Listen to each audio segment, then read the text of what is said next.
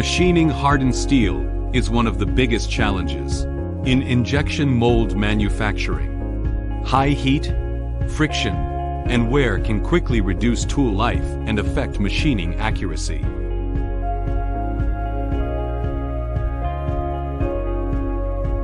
Advanced PVD coatings like TLM and ALCRN create a thermal barrier, helping tools stay sharp at high temperatures.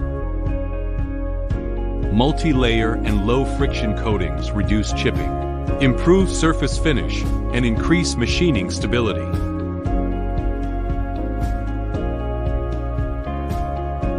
At Pioneer Plastech, coating selection is based on real production data and hands-on engineering experience.